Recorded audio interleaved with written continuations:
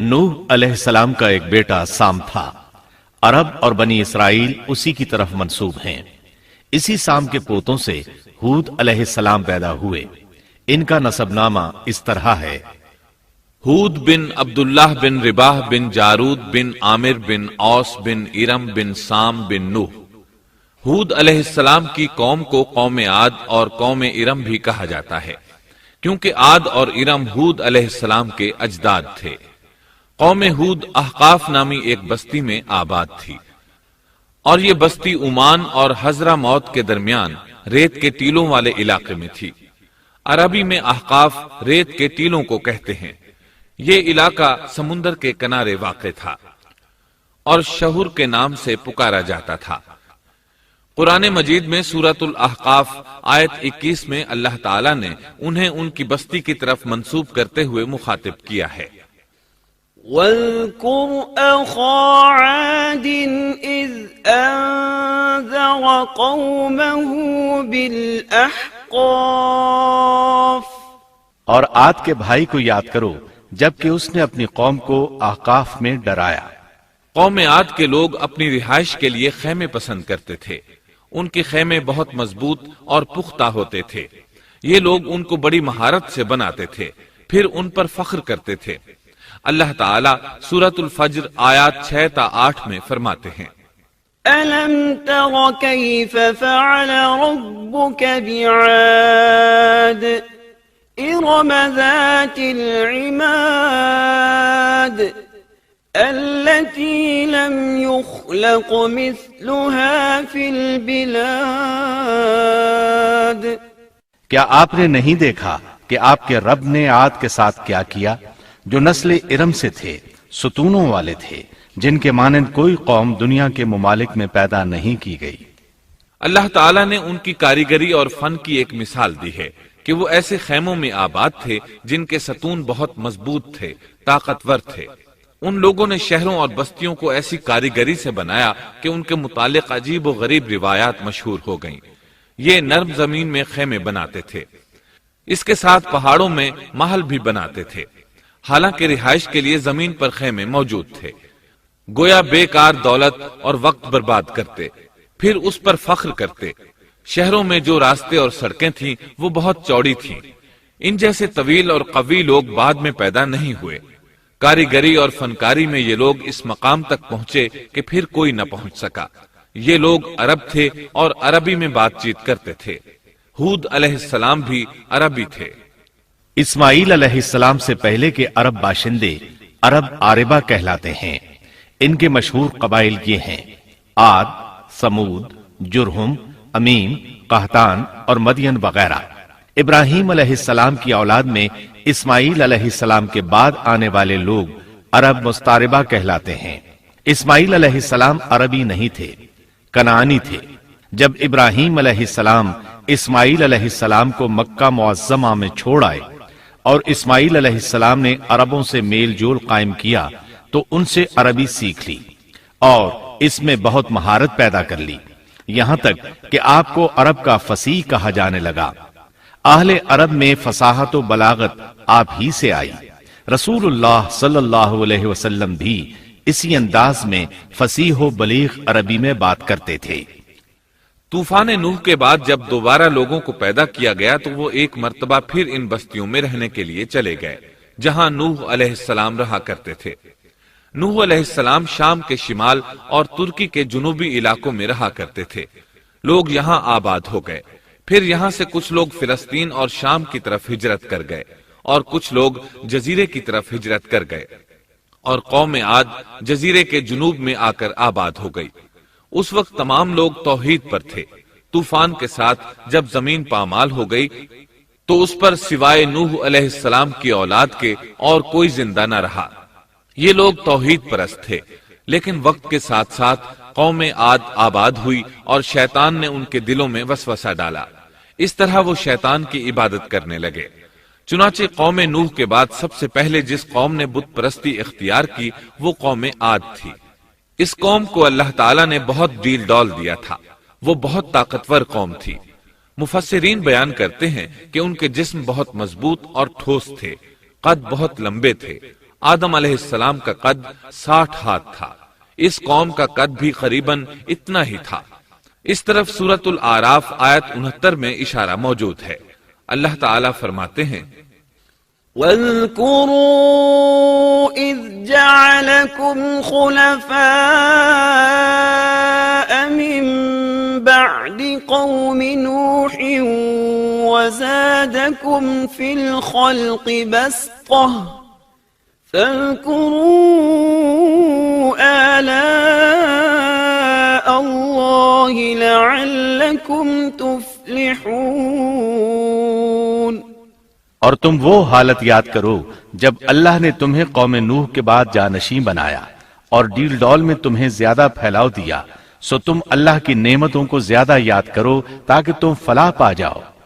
ہود علیہ السلام کی زبانی اللہ تعالیٰ ان کی فنکاری کو بیان کرتے ہوئے فرماتے ہیں کہ ہود علیہ السلام نے ان سے کہا، کیا تم ایک ایک ٹیلے پر بطور کھیل نشان لگا رہے ہو؟ مطلب یہ کہ یہ لوگ پہاڑوں کی چوٹیوں پر محل تعمیر کرتے تھے۔ جب ان سے کہا جاتا کہ تم رہتے تو زمین پر ہو اور گھر پہاڑوں پر بناتے ہو، اس کی کیا وجہ ہے؟ اور تم اتنے مضبوط محل تعمیر کر رہے ہو، گویا ہمیشہ یہیں رہو گے۔ وہ لوگ دراصل ٹیلوں، گھاٹیوں، دروں اور پہاڑوں پر عمارات تعمیر کرتے تھے، اور ان کا مقصد ان میں رہنا نہیں تھا، بلکہ صرف کھیل کود کے لیے ایسا کرتے تھے۔ ہود علیہ السلام نے انہیں جھنجھوڑا کہ تم ایسا کام کیوں کرتے ہو جس کا کوئی مقصد نہیں، جس کام کے فضول ہونے میں کوئی شک نہیں۔ ہود علیہ السلام انہیں واز کرتے تھے، اے میری قوم، اللہ نے تمہیں بڑی قوت سے نوازا ہے۔ تمہاری طاقت کا عالم یہ ہے کہ جب تم کسی پر ہاتھ ڈالتے ہو تو ظلم کرتے ہو، کوئی شخص تمہارے سامنے آنا گوارا نہیں کرتا، لہذا اللہ سے ڈرو اور میری پیروی کرو۔ اس سے ڈرو جس نے ان چیزوں سے تمہاری مدد کی۔ اللہ تعالیٰ نے اپنی ہر طرح کی نعمت، مال، اسباب، اولاد، باغات، شہر، قوت، جسامت اور صنعت کاری سے تمہیں نوازا ہے، لہٰذا تم اللہ سے ڈرو اور میری اطاعت کرو۔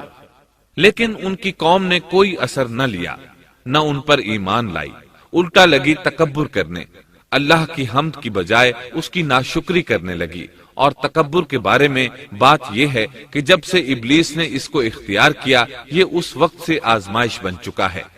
اللہ تعالیٰ سورہ حامیم السجدہ آیت 15 میں فرماتے ہیں، فَأَمَّا عَادٌ فَاسْتَكْبَرُوا فِي الْأَرْضِ بِغَيْرِ الْحَقِّ وَقَالُوا مَنْ أَشَدُّ مِنَّا قُوَّةً أَوَلَمْ يَرَوْا أَنَّ اللَّهَ الَّذِي خَلَقَهُمْ هُوَ أَشَدُّ مِنْهُمْ قُوَّةً۔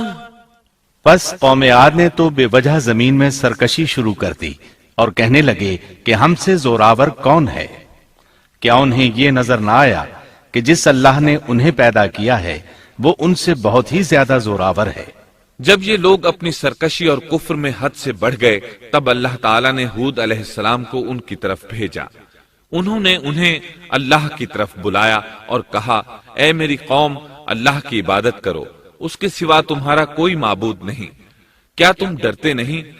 قوم کے کافر سردار کہنے لگے، ہم تو دیکھتے ہیں کہ تو نری بے وقوفی میں ہے، ہمارے خیال میں تو جھوٹا ہے۔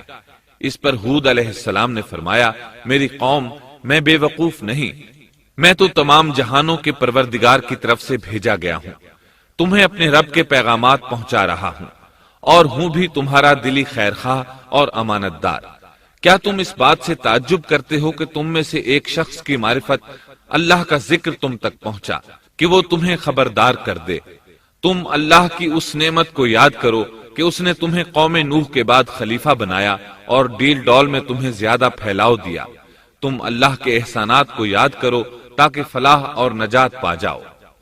ہود علیہ السلام نے اللہ کی عظیم نعمتوں کے ساتھ انہیں نصیحت کی، لیکن وہ بدبخت کفر ہی کرتے رہے۔ آخر انہیں جھنجھوڑنے کے لیے انہوں نے فرمایا، اے میری قوم، اللہ ہی کی عبادت کرو، اس کے سوا تمہارا کوئی معبود نہیں۔ تم تو صرف بہتان بازی کر رہے ہو، یعنی جن بتوں کی تم پوجا کر رہے ہو ان کی پوجا تم نے خود گھڑی ہے۔ اللہ تعالیٰ نے تو اس کے متعلق کوئی دلیل نازل نہیں فرمائی۔ میری قوم کے لوگوں، میں تم سے اس دعوت و تبلیغ کی کوئی اجرت نہیں مانگتا، میرا اجر اس کے ذمے ہے جس نے مجھے پیدا کیا ہے، تو کیا تم پھر بھی عقل سے کام نہیں لیتے؟ اے میری قوم کے لوگوں، اپنے رب سے گزشتہ گناہوں کی معافی طلب کرو، آئندہ گناہوں سے توبہ کرو، تاکہ وہ برسنے والے بادل تم پر بھیج دے اور تمہیں طاقت میں اور بڑھا دے، تاکہ تم گناہگار ہونے کے باوجود روگردانی نہ کرو۔ ہود علیہ السلام مسلسل انہیں دعوت دیتے رہے، لیکن وہ ظالم قوم نوح کی طرح ان کا مذاق اڑانے لگی اور کہنے لگی، ہمارے خیال میں تو بے وقوف ہے اور شاید تو ہمارے کسی معبود کے بڑے جھپٹے میں آ گیا ہے، تو ہمارے بتوں کو برا کہتا ہے، اس لیے ان میں سے کسی کی مار تم پر پڑی ہے، اسی لیے تو ذہنی مریض بن گیا ہے۔ وہ ظالم لوگ چونکہ آخرت پر ایمان نہیں رکھتے تھے اور دنیا میں خوشحالی کی زندگی بسر کر رہے تھے اور تھے بھی اپنی قوم کے سردار، اس لیے اپنے ماتحتوں سے کہنے لگے، یہ تو تم جیسا ہی انسان ہے، وہی کچھ کھاتا ہے جو تم کھاتے ہو اور پیتا بھی وہی کچھ ہے جو تم پیتے ہو۔ اب اگر تم نے اپنے جیسے انسان کی اطاعت قبول کر لی تو سخت خسارے میں رہو گے۔ کیا یہ تمہیں اس بات سے دھمکاتا ہے کہ جب تم مر کر خاک اور ہڈیاں بن جاؤ گے تو پھر زندہ کیے جاؤ گے؟ ہرگز نہیں، یہ بات امکان سے باہر ہے جس کا وعدہ تم سے کیا جاتا ہے۔ یہ زندگی تو صرف دنیا کی ہے، ہم مرتے جیتے رہتے ہیں، ہم پھر نہیں اٹھائے جائیں گے۔ یہ تو وہ شخص ہے جس نے اللہ پر جھوٹ باندھا ہے، ہم اس پر یقین کرنے والے نہیں۔ ہود علیہ السلام انہیں دعوت دیتے رہے، یہاں تک کہ ان کی قوم نے واضح طور پر کہہ دیا کہ آپ ہمیں واز سنائیں یا نہ سنائیں، ہم تو اپنی روش نہیں چھوڑیں گے، یہ تو پرانے لوگوں کا دین ہے۔ اس طرح قوم انہیں مسلسل جھٹلاتی ہی رہی۔ آخر ہود علیہ السلام نے بھی انہیں کھلم کھلا دھمکی دی اور فرمایا، لوگوں سنو، میں صرف تمہیں ہی نہیں اللہ کو بھی گواہ بنا کر اعلان کرتا ہوں کہ اللہ کے سوا جس کی عبادت ہو رہی ہے میں ان سب سے بری طرح بیزار ہوں۔ اب تم ہی نہیں اپنے ساتھ اوروں کو بھی بلا لو اور اپنے ان سب جھوٹے معبودوں کو بھی بلا لو، اور تم سے جو ہو سکے مجھے نقصان پہنچا دو، مجھے کوئی مہلت نہ دو، نہ مجھ پر ترس کھاؤ۔ یہ فرمانے کے بعد انہوں نے اللہ سے دعا کی، رب انصرنی بما کذبون، اے پروردگار ان کے جھٹلانے پر تو میری مدد فرما۔ اللہ کی طرف سے آپ کو جواب ملا، یہ تو بہت ہی جلد اپنے کیے پر پچھتانے لگیں گے۔ اللہ کے نبی کا انکار کرنے، اس سے بغض رکھنے اور اس کا مذاق اڑانے والوں کا انجام کیا ہوا؟ اللہ نے انہیں ایسے زناٹے کی آندھی سے تہس نہس کیا کہ جس کی تاریخ میں مثال نہیں ملتی۔ اللہ نے ان سے بارش روک لی، اس سے خشک سالی کی کیفیت پیدا ہو گئی، درخت اور پھل ختم ہو گئے، وہ لوگ بارش کی خواہش کرنے لگے۔ اسی حالت میں ایک دن اللہ نے انہیں عذاب دینے کا ارادہ فرمایا۔ انہوں نے دیکھا ایک سیاہ بادل ان کی طرف بڑھ رہا ہے، خوشی سے اچھلنے لگے، کہنے لگے یہ بادل ہم پر برسنے والا ہے، جبکہ ان کا خیال غلط تھا۔ دراصل ابر کی صورت میں یہ وہ قہر الہی تھا جس کے آنے کی وہ جلدی مچا رہے تھے۔ وہ عذاب ان کی بستیوں کی تمام چیزوں، پھلوں، خیموں، درختوں کو تہس نہس کرتا ہوا آیا۔ اسے اللہ کا یہی حکم تھا۔ آندھی اس قدر زبردست تھی کہ پہاڑوں پر ان کے تعمیر کردہ محلوں تک کو اڑا لے گئی۔ مجرموں کا یہی بدلہ ہے۔ اللہ تعالیٰ سورۃ الزاریات آیت 41 اور 42 میں فرماتے ہیں، وفي عاد إذ أرسلنا عليهم الريح العقيم ما تذر من شيء أتت عليه إلا جعلته كالرميم۔ اسی طرح عادیوں میں بھی ہماری طرف سے تنبیہ ہے، جبکہ ہم نے ان پر خیر و برکت سے خالی آندھی بھیجی، وہ جس چیز پر گرتی تھی اسے بوسیدہ ہڈی کی طرح چورا چورا کر دیتی تھی۔ اس آندھی نے ہر چیز کو فنا کر کے رکھ دیا۔ اللہ تعالیٰ ان کی تباہی ایک جگہ ان الفاظ میں بیان کرتے ہیں، قوم عاد نے بھی جھٹلایا، پس کیسا ہوا میرا عذاب اور میری ڈرانے والی باتیں۔ ہم نے ان پر تیز و تند مسلسل چلنے والی ہوا ایک لگاتار منحوس دن میں بھیج دی، جو لوگوں کو اٹھا اٹھا کر دے پٹکتی تھی۔ गोया कि वो जड़ से कटे हुए खजूर के तने हैं। बस कैसी रही मेरी सजा और मेरा डराना। यकीनन हमने कुरान को नसीहत के लिए आसान कर दिया है। बस क्या है कोई नसीहत पकड़ने वाला? एक तीसरे मकाम पर अल्लाह ने उनकी जिल्लत और रुसवाई का जिक्र यूं किया है, कौम आद बेहद तुंद और तेज हवा से गारत कर दी गई।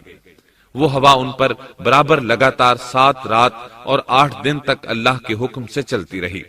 आप वहां होते तो देखते कि वहां लोग यूं चारों शानों चित गिरे पड़े हैं जैसे वो खजूरों के खोखले तने हों। क्या उनमें से कोई भी आपको बाकी नजर आ रहा है? हूद अलैहिस्सलाम को अल्लाह ताला ने अपनी रहमत से नजात दी। बाकी तमाम जगहों पर तबाही थी, लेकिन जिस जगह हूद अलैहिस्सलाम और उनके साथी थे उस तरफ ये हवा फटकी भी नहीं। कहा जाता है कि एक बाढ़ थी जिसमें हूद अलैहिस्सलाम, हैवानात, चौपाए और उन पर ईमान लाने वाले थे, और आंधी ने हर चीज को फना कर डाला। अल्लाह ताला सूरह आराफ आयत 72 में फरमाते हैं, فأنجيناه والذين معه برحمة منا وقطعنا دابر الذين كذبوا بآياتنا وما كانوا مؤمنين۔ गरज हमने उन्हें और उनके साथियों को अपनी रहमत से बचा लिया और उन लोगों की जड़ काट दी जिन्होंने हमारी आयतों को झुटलाया था और वो ईमान लाने वाले न थे। इसी तरह सूरह हूद में अल्लाह फरमाते हैं, जब हमारा हुक्म आ पहुंचा तो हमने हूद को और उनके साथियों को अपनी खास रहमत से नजात दी। हमने उन सब को सख्त अजाब से साफ बचा लिया। ये थे कौम आद के लोग जिन्होंने अपने रब की आयतों का इनकार किया और उसके रसूलों की नाफरमानी की और हर एक सरकश नाफरमान के हुक्म को माना। दुनिया में भी उन पर लानत लगा दी गई और क़यामत के दिन भी। देख लो, कौम आद ने अपने रब से कुफ्र किया, हूद की कौम आद पर लानत हो। इस तरह कौम आद तबाह हो गई। उनके बाद मोमिनों ने उनके बाकी बच जाने वाले मकानात पर कब्जा कर लिया और वहां रहने लगे। फिर हूद अलैहिस्सलाम ने हजरा मौत में वफात पाई।